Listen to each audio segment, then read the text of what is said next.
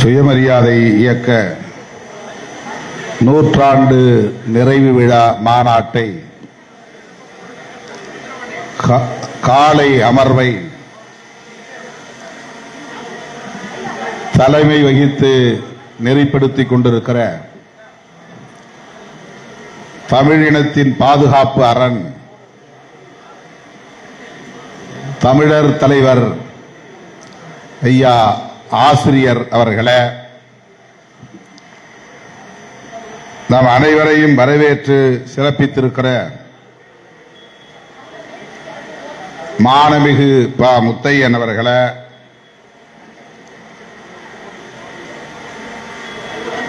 மாநாட்டு தலைவரை முன்மொழிந்து சிறப்பித்திருக்கிற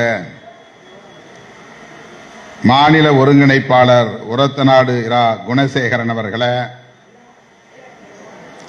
வழிமொழிந்து அமர்ந்திருக்கிற தோழர்கள் வழக்குரைஞர் வீரசேகரன் அவர்களே, வழக்குரைஞர் தளபதி பாண்டியன் அவர்களே, இரா. வில்வநாதன் அவர்களே,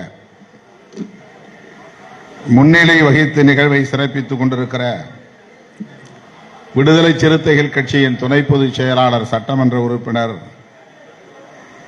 தம்பி எஸ். பாலாஜி, திராவிடர் கழகத்தின் மகளிரணி மாநில செயலாளர் தகடூர் தமிழ்ச்செல்வி உள்ளிட்ட திராவிடர் கழகத்தின் முன்னணி தலைவர்களே, திராவிடர் கழக தலைமை செயற்குழு உறுப்பினர்கள் கோபால், செல்வம், சண்முகம், எடிசன் ராஜா, திருப்பதி, சிந்தனை செல்வன் ஆகிய முன்னணி பொறுப்பாளர்களே,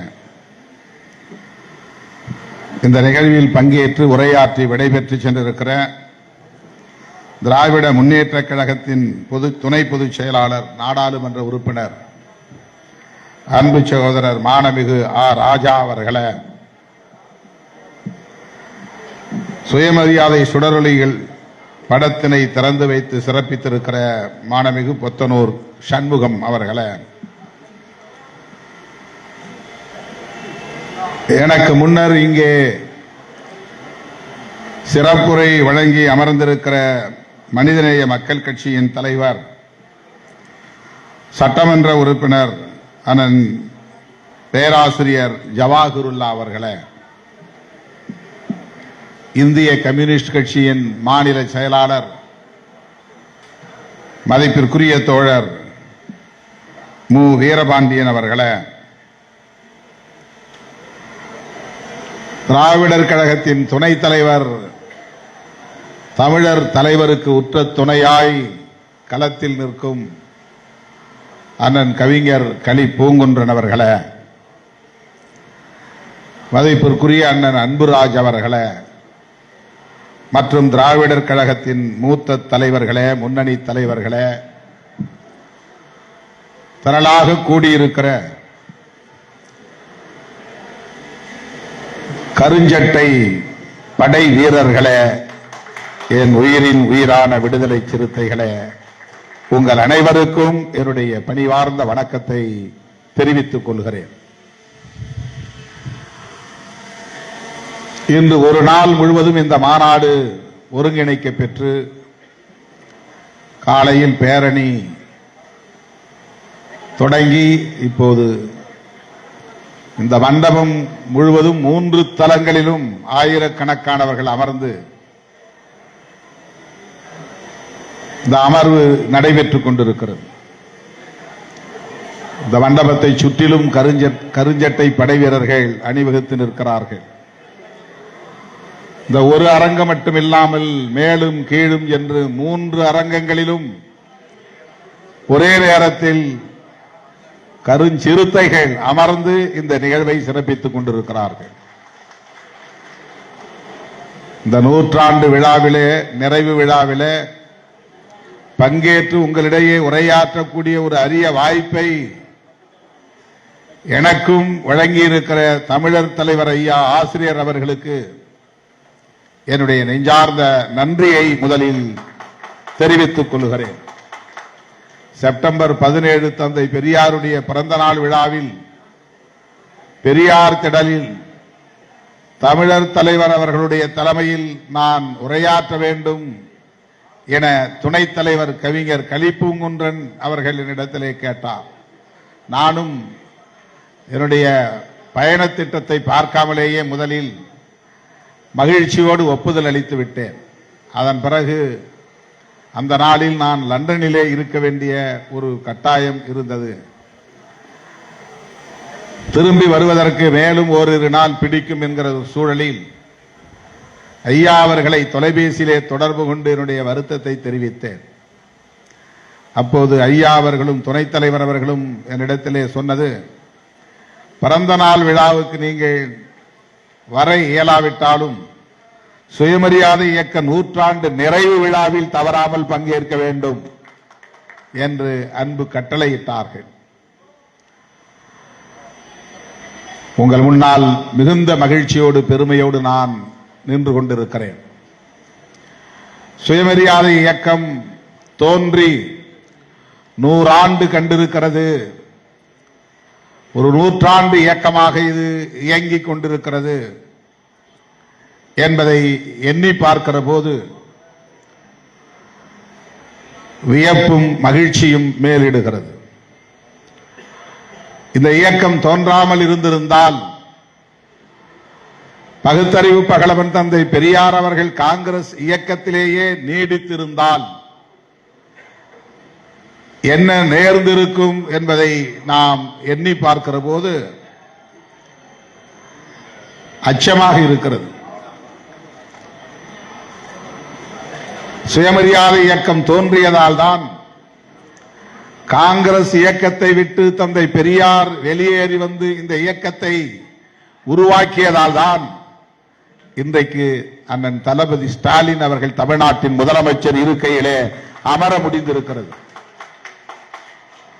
திருமாவளவன் ஒரு இயக்கத்தின் தலைவராக மட்டுமின்றி இன்றைக்கு நாடாளுமன்றத்தில் உங்களின் பிரதிநிதியாக பேச முடிகிறது.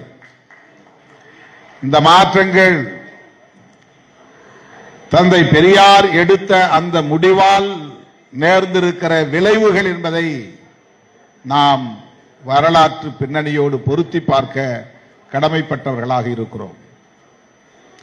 வகுப்புவாரி உரிமை குறித்த தீர்மானங்களை அன்றைய காங்கிரஸ் கட்சியை வழிநடத்தியவர்கள் ஏற்றுக்கொள்ளாமல் மறுதளித்ததோடு மட்டுமில்லாமல் இதே செங்கல்பட்டில் நடைபெற்ற திருவிக்கா தலைமையிலான மாநாட்டில் பெரியார் முன்மொழிந்த வகுப்புவாரி உரிமை தீர்மானத்தை தோற்கடித்தார்கள். அதுதான் காங்கிரஸ் இயக்கத்திலிருந்து பெரியார் வெளியேறுவதற்கு மிக முக்கியமான முதன்மையான காரணியாக இருந்திருக்கிறது என்பதை நாம் வரலாற்றில் அறிகிறோம், பார்க்கிறோம், படிக்கிறோம். வகுப்புவாரி உரிமை என்பது சமூக நீதி உரிமை.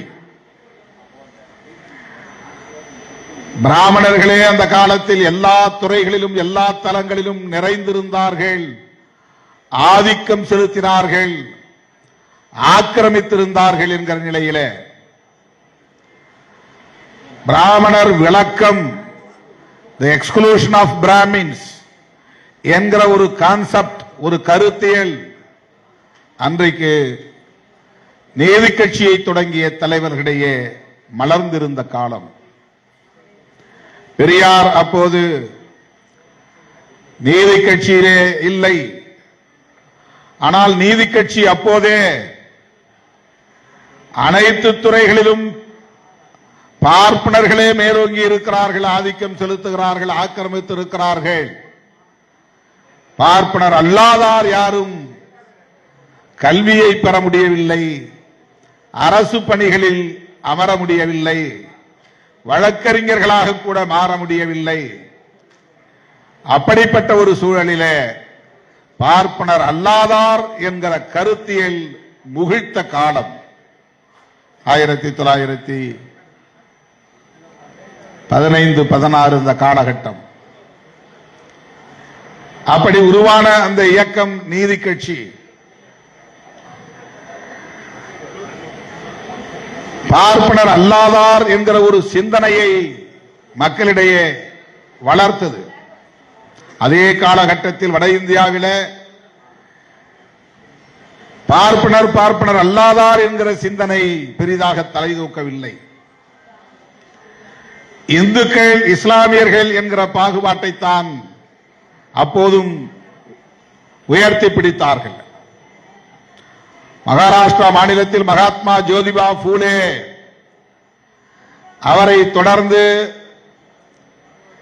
பல தலைவர்கள், பின்னர் பெரியாருடைய சமகாலத்தில் புரட்சியாளர் அம்பேத்கர் போன்றவர்கள் எல்லாம் அந்த மண்ணிலே தோன்றிய போதும் இந்த மண்ணில் பிராமின் நான் பிராமின் என்று இரண்டு வருண வகுப்பாக மக்களை பிரித்து அணிதிரட்டக்கூடிய, அமைப்பாக்கக்கூடிய, கூர்மைப்படுத்தக்கூடிய பணிகள் தீவிரமடைந்திருந்த காலம். பெரியார் இங்கே காங்கிரஸ் கட்சியில் இருந்தபோது புரட்சியாளர் அம்பேத்கர் அயல் நாடுகளில் பல்கலைக்கழக மாணவராக படித்துக் கொண்டிருந்த காலம், அவர் மாணவராக இருந்த காலம். நீதி கட்சி உருவாக்கிய அந்த அரசியல், அந்த கருத்தியல் காங்கிரஸ் கட்சியில் இருந்து வெளியேறிய தந்தை பெரியாரின் கவனத்தை ஈர்த்தது. அவர் குடியரசு என்கிற ஏட்டை தொடங்கிய நாள் தான் சுயமரியாதை இயக்கம் தொடங்கிய நாள் என்று வரலாற்று குறிப்புகள் நமக்கு கூறுகின்றன. மே மாதம் 2ஆம் தேதி 1925ஆம் ஆண்டு குடியரசு முதலில் வெளியே வந்தபோது சாதிகள் இல்லையடி பாப்பா என்கிற பாரதியாருடைய பாடலோடு தான் அது வெளிவந்தது. மனு தர்மத்திற்கு எதிரான முழக்கங்களை கொண்டுதான் அது வெளிவந்தது. சாதி ஒழிப்பு சிந்தனை, மனு தர்மத்திற்கு எதிரான சிந்தனை, அதுதான் சுயமரியாதை இயக்கத்தின் அடிப்படை கருத்தியலாக முகிழ்த்தது. குடியரசு ஏடு தொடங்கிய நாள் தான் சுயமரியாதை இயக்கம் தொடங்கிய நாள் என்று வரலாற்று ஆய்வாளர்கள் குறிப்பிடுகிறார்கள். அந்த கணக்கின் அடிப்படையில் தான் 2025 நூற்றாண்டு என்று இன்றைக்கு திராவிடர் கழகம் கொண்டாடி கொண்டிருக்கிறது. திராவிடர் கழகம் எப்படி உருவானது? நீதி கட்சியும் சுயமரியாதை இயக்கமும் சேர்ந்த ஒரு இயக்கம் தான் திராவிடர் கழகம்.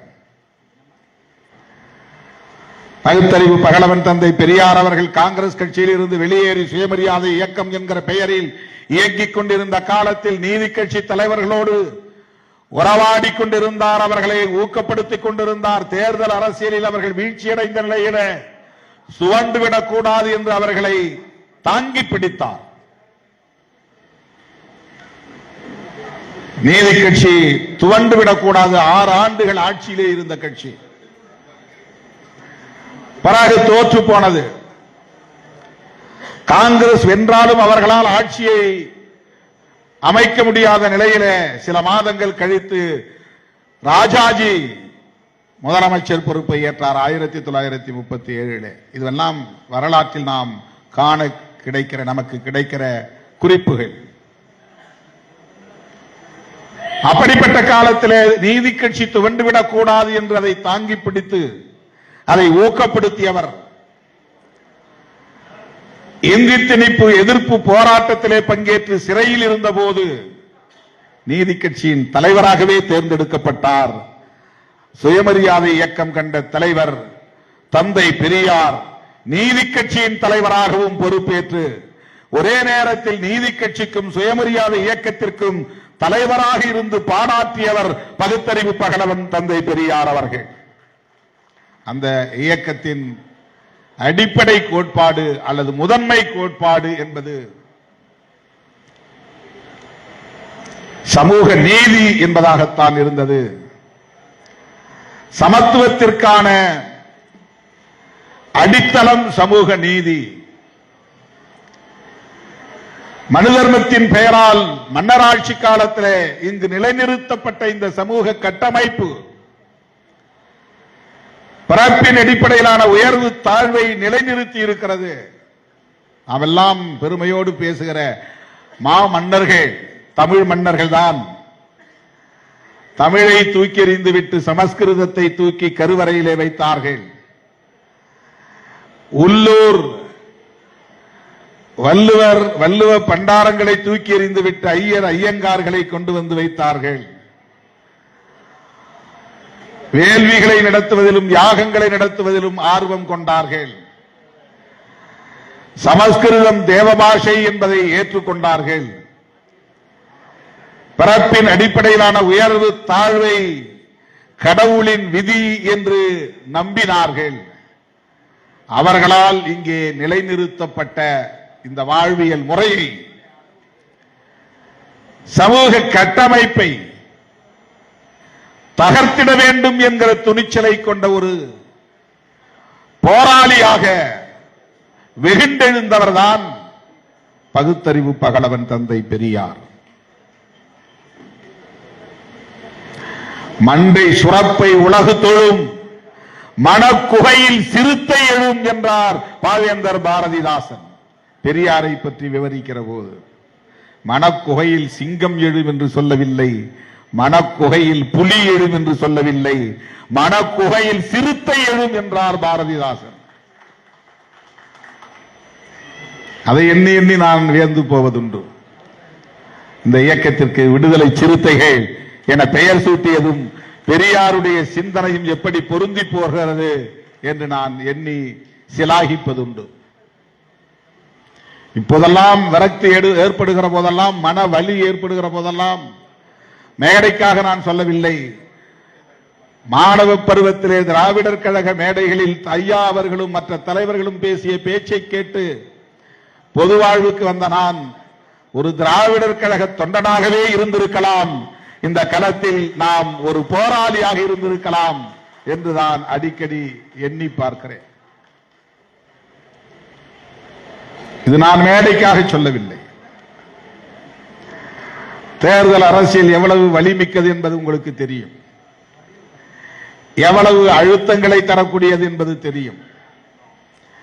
அவதூறுகளையும் அவமானங்களையும் நாள்தோறும் சந்திக்க வேண்டும் என்கிற இன்னல் நிறைந்த களம் என்பது உங்களுக்கு தெரியும். அவ்வப்போது அப்படி நான் நினைத்து பார்ப்பதுண்டு. எவ்வளவு பெரியாரை கொச்சைப்படுத்தினாலும், பெரியாருடைய அரசியலை காயப்படுத்தினாலும், தமிழர் தலைவர் ஐயா அவர்கள் பதற்றப்படாமல் அவற்றை எதிர்கொள்ளுகிற துணிச்சலை பெற்றிருக்கிறார். அந்த அளவுக்கு அவர் பக்குவமும் முதிர்ச்சியும் அடைந்திருக்கிறார். அதற்கு காரணம் அவர் ஏற்றுக்கொண்டிருக்கிற பெரியாரியம் என்கிற கருத்தியல் தான்.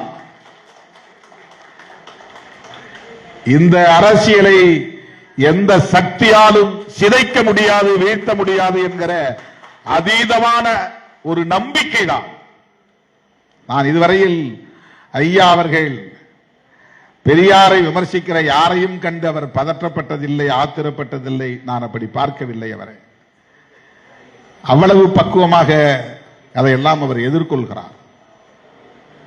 பெரியார் உலகமயமாகி வருகிறார் என்று உலகம் முழுவதும் பயணம் செய்து பெரியார் அரசியலை இன்றைக்கு கொண்டு போய் சேர்க்கிறார். ஜப்பானின் டோக்கியோவில் இருந்து ஒரு தோழர் வந்து இங்கே புத்தகம் பெற்றுக் கொண்டார். பெரியாரை இன்றைக்கு உலகமே உற்று நோக்குகிறது, ஆழ்ந்து கற்கிறது. உலக தலைவர்களின் வரிசையில் வைத்து பார்க்கிறது. இதற்கு எந்த அடையாள அரசியலும் காரணம் இல்லை, அவருடைய அறிவார்ந்த அரசியல் தான் காரணம். அவர் பேசிய மாந்தநேய அரசியல் தான் காரணம். அவர் பரப்பிக் கொண்டிருக்கிற இந்த பகுத்தறிவு அரசியல் தான் காரணம். லாபி செய்து இந்த அரசியலை பல நாடுகளுக்கும் கொண்டு போய் சேர்க்கவில்லை. எப்படி சாக்ரட்டிஸின் அரசியலை நாம் தேடி படிக்கிறோமோ, எப்படி மாமேதை காரல் மார்க்சின் கருத்தியலை நாம் தேடி படிக்கிறோமோ, அப்படி இன்றைக்கு உலகம் முழுவதும் ஜனநாயக சக்திகள், முற்போக்கு சக்திகள், இடதுசாரி சக்திகள் தந்தை பெரியாரை தேடி படிக்கிற காலம் கனிந்திருக்கிறது, சூழல் மலர்ந்திருக்கிறது.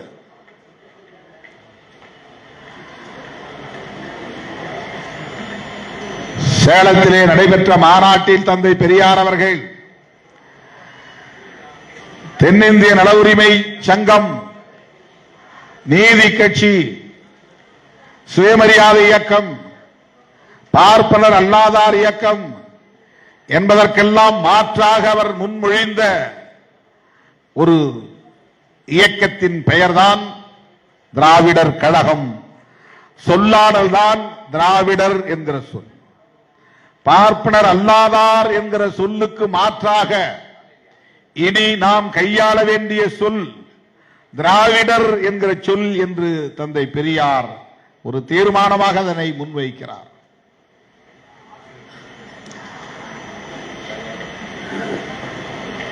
திராவிடர் கழகம் உருவாவதற்கு முன்பே தமிழ்நாடு தமிழருக்கே என்று சொன்னவர் தந்தை பெரியார். அவரை தமிழர் பகைவர் என்று பலர் உளறிக் கொண்டிருக்கிறார்கள், பிதற்றிக் கொண்டிருக்கிறார்கள், அரைவேக்காட்டுத்தனமாக அவதூறுகளை அள்ளி இறைக்கிறார்கள். எங்களுக்கு கவலையாக இருக்கிறது. ஆசிரியர் அதை பற்றி கவலைப்படுவதே இல்லை. அவருக்கு எல்லா நீள அகலமும் தெரியும், எல்லா உயரமும் தெரியும், ஆழமும் தெரியும் என்பதனால் அவர் அமைதி காக்கிறார். இவர்களெல்லாம் எந்த அளவுக்கு துள்ளுவார்கள் என்பது அவருக்கு தெரியும். யாருடைய பிடியில் இவர்கள் இருக்கிறார்கள், எந்த அளவுக்கு இவர்களை குறைக்க விடுவார்கள் என்பது அவருக்கு தெரியும். ஆகவே இதற்காக நாம் நம்முடைய சக்தியை விரயப்படுத்த வேண்டாம் என்கிற பக்குவம், முதிர்ச்சி தமிழர் தலைவர் ஐயா அவரிடத்திலே வெளிப்படுவதை நம்மால் பார்க்க முடிகிறது. என்னால் அதையெல்லாம் உள்ளபடியே சகித்துக் கொள்ள முடியவில்லை. அவர் அடைந்திருக்கிற இந்த பக்குவத்தை நாம் எல்லாம் அடைவதற்கு இன்னும் எத்தனை ஆண்டுகள் ஆகும் என்று தெரியவில்லை. திமுகவை எதிர்க்கிறார்கள் என்பதற்காக நாம் ஆத்திரப்படுகிறோம் என்று சில அற்பர்கள் பேசுகிறார்கள். திமுக ஒரு அரசியல் கட்சி, ஆண்ட கட்சி, ஆண்டு கொண்டிருக்கிற கட்சி, எத்தனையோ பல எதிரிகளையும் எதிர்ப்புகளையும் எதிர்கொண்ட கட்சி. அதற்கு யாரும் போய் தாங்கி பிடிக்க வேண்டிய தேவையில்லை, முட்டுக் கொடுக்க வேண்டிய தேவையில்லை. முட்டுக் கொடுத்தல் என்றால் சாயும் நிலையில் இருக்கிற ஒன்றுக்குத்தான் முட்டுக் கொடுக்க வேண்டும். அது கோலோச்சுகிற கட்சி, அதற்கு யார் போய் முட்டுக் கொடுப்பார்கள்? அது ஆளும் கட்சி, ஆட்சி அதிகார பீடத்தில் இருக்கிற கட்சி, அது கோலோச்சி கொண்டிருக்கிற கட்சி. அதற்கு போய் எங்களை போன்றவர்கள், இடதுசாரிகள், திருமாவளவன் எல்லாம் முட்டுக் கொடுக்கிறார்கள் என்கிறார்கள். அப்படி அல்ல. திராவிடம் என்கிற அரசியலையே கேள்விக்குள்ளாக்குகிற போது அதை திருமாவளவன் போன்றவர்களால் வேடிக்கை பார்க்க முடியாது. திராவிடம் என்பது ஆரியம் என்கிற கருத்தியலுக்கு எதிராக தோன்றிய ஒரு மகத்தான தத்துவ சொல்லாடல். அது பண்டிதர் அயோத்திதாசர் அவர்களால் பேசப்பட்ட அரசியல். அது புரட்சியாளர் அம்பேத்கர் அவர்களால் இந்த தேசம் முழுவதும் நாகர்கள் வாழ்ந்தார்கள். அந்த நாகர்கள் தான் இன்று திராவிடர்கள் என்றும் தமிழர்கள் என்றும் அழைக்கப்படுகிறார்கள் என அறிவிக்கப்பட்ட ஒன்று. அதனால்தான் நான் சொன்னேன், பார்ப்பனர் அல்லாதார் அனைவருமே திராவிடர்கள் தான், புரட்சியாளர் அம்பேத்கரும் திராவிடர் தான் என்று நான் சொன்னேன். ஆக திராவிடர் கழகத்திற்கு எதிரான ஒரு அரசியலை பேசுகிறார்கள் என்று திருமாவளவனோ அல்லது வீரபாண்டியன் அவர்களோ அல்லது ஜவாஹிருல்லா அவர்களோ கடந்து போனால் நாங்கள் பேசுகிற அரசியலின் அடிவயிற்றிலேயே, அடிமடியிலேயே கை வைப்பதாக போய் முடிகிறது. நாங்கள் பேசுகிற அரசியலுக்கே அது ஆபத்து. இது திராவிடர் கழகம் பேசுகிற அரசியல், அது ஒரு தனி இயக்கம் பேசுகிற அரசியல் என்று கடந்து போய்விட முடியாது. எந்த பொறுப்புணர்வில் இருந்து இதை நாம் எதிர்கொள்கிறோம் என்பதுதான். விமர்சிக்கிறோம், விமர்சிப்பவர்களை கருத்தியல் சார்ந்துதான் விமர்சிக்கிறோம், காழ்ப்புணர்ச்சியின் அடிப்படையில் அல்ல.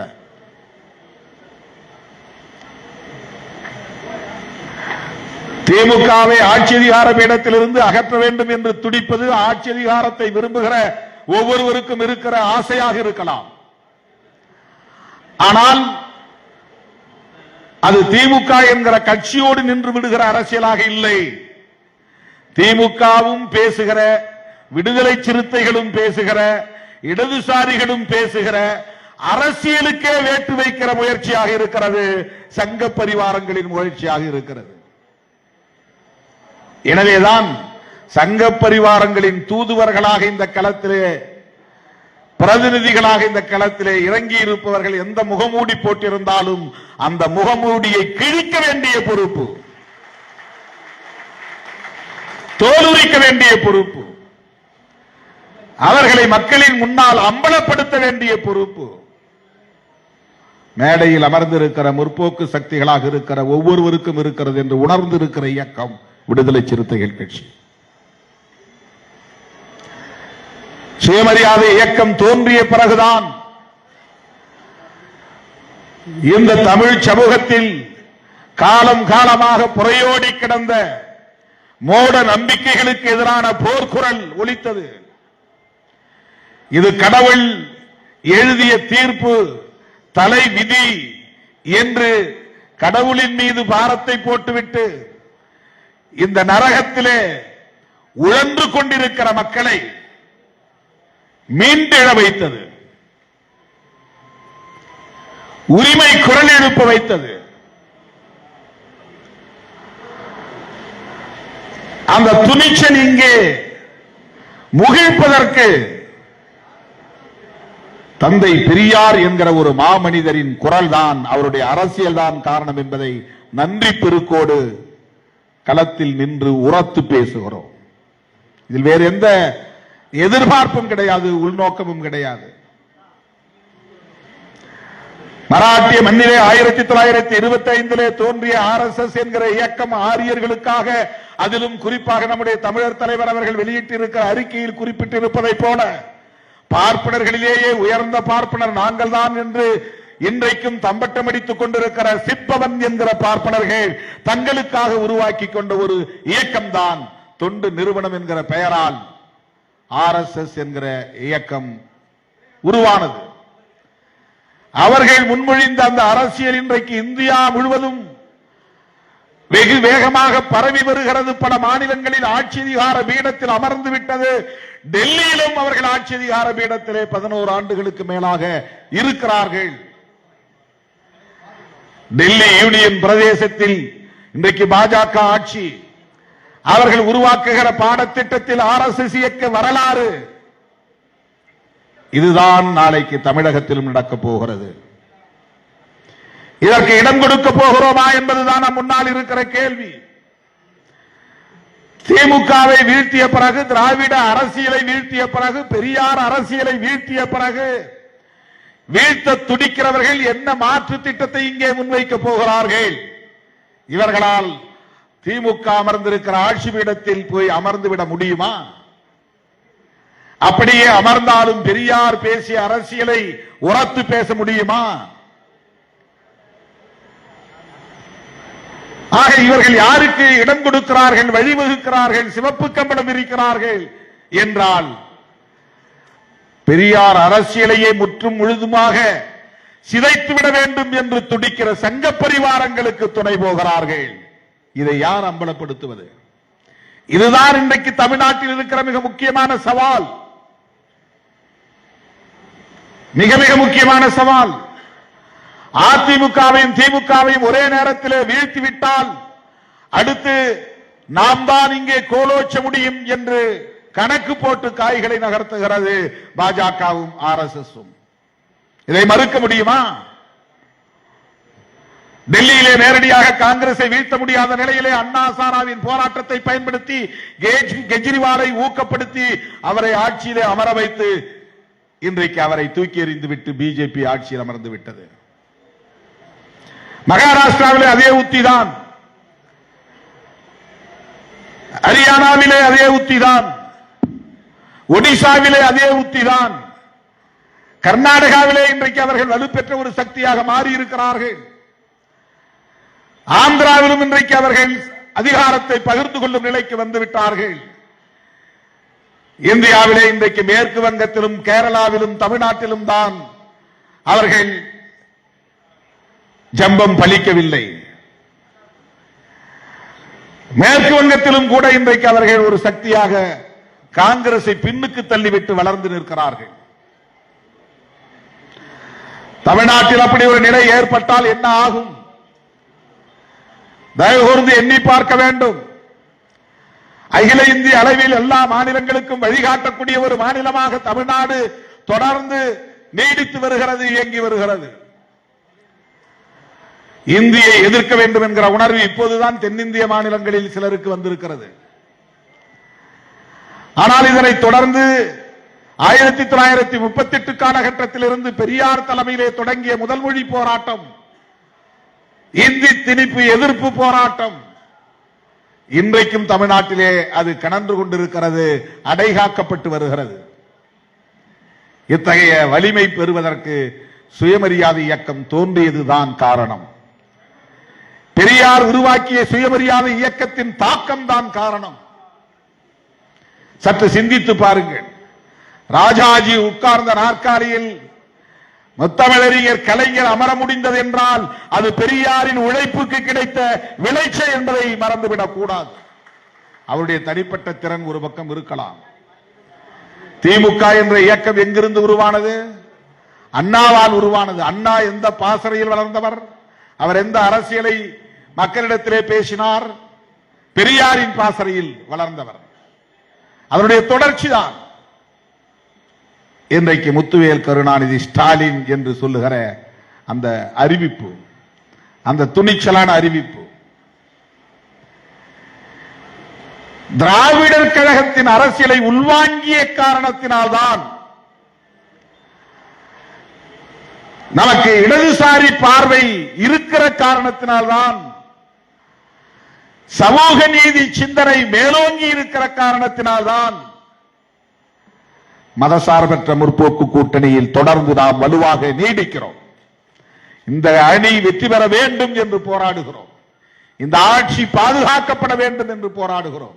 அதைத்தான் நம்முடைய தமிழர் தலைவர் ஐயா ஆசிரியர் அவர்களும் தேர்தல் அரசியலில் ஈடுபாடு இல்லாத நிலையிலும் எப்படி பெரியார் தேர்தல் அரசியலில் ஈடுபட்ட நீதி கட்சிக்கு துணையாக இருந்தாரோ அதை போல இன்றைக்கு தமிழர் தலைவர் அவர்கள் திமுக, விடுதலை சிறுத்தைகள் போன்ற தேர்தலில் பங்கேற்கிற அரசியல் கட்சிகளை ஊக்கப்படுத்திக் கொண்டிருக்கிறார்.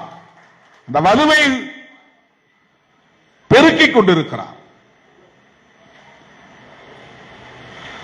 திமுகவும் திகாவும் இரட்டை குழல் துப்பாக்கி என்றால் விடுதலை சிறுத்தைகள் மூன்றாவது குழல் என தமிழர் தலைவர் அவர்கள் சொல்லுகிறார் என்றால் அவருடைய நாவிலிருந்து இப்படி ஒரு அங்கீகாரம் பிறக்கிறது என்றால் அது திருமாவளவனுக்கு கிடைத்த பெரும் பேறு என்று நான் எண்ணி பெருமைப்படுகிறேன். தமிழர் தலைவர் அவர்களுடைய வாழ்த்துக்களாக எண்ணி நான் பெருமைப்படுகிறேன். பெரியார் அரசியலை பேசுகிற இயக்கங்களின் வரிசையில் திராவிடர் கழகம், திராவிட முன்னேற்ற கழகம், விடுதலை சிறுத்தைகள் கட்சி என்று அந்த மூன்றாவது இடத்திலே இடம்பெறுகிற ஒரு அங்கீகாரத்தை பெற்றிருக்கிறோம். தேர்தல் ஆணையத்தின் அங்கீகாரத்தை விட பெரியார் திடலின் அங்கீகாரம் தான் பெருமைக்குரியது என்று நான் எண்ணி பெருமைப்படுகிறேன். தமிழர் தலைவரின் அங்கீகாரம் தான் பெருமைக்குரியது. அவர் 100 ஆண்டுகளுக்கு மேலாக வாழ வேண்டும். வந்ததும் கவிஞர் ஐயா அவர்கள் சொன்னார், பக்கத்திலே இருக்கிற பெரியவர் 102 வயது என்றார். எனக்கு வியப்பாக இருந்தது. அடுத்த பெரியவரை காட்டி அவர் 103 வயது என்றார். இன்னும் வியப்படைந்தேன். கடவுள் இல்லை என்று சொல்லுகிறவர்கள் 102 ஆண்டுகள் வாழ முடிகிறது. கடவுள் மறுப்பை பேசுகிறவர்கள் 103 ஆண்டுகள் வாழ முடிகிறது. தமிழர் தலைவர் அவர்களும் 125 ஆண்டுகள் வாழ வேண்டும், எங்களை வழிநடத்த வேண்டும், எங்களை ஊக்கப்படுத்த வேண்டும் என்கிற விளைவை வெளிப்படுத்தி என்றென்றும் விடுதலை சிறுத்தைகள் மூன்றாவது குழலாக இருந்து இந்த சமூக நீதியை பாதுகாக்கிற களத்தில் துணை இருப்போம் என கூறி வாய்ப்புக்கு நன்றி கூறி முடிக்கிறேன். நன்றி, வணக்கம்.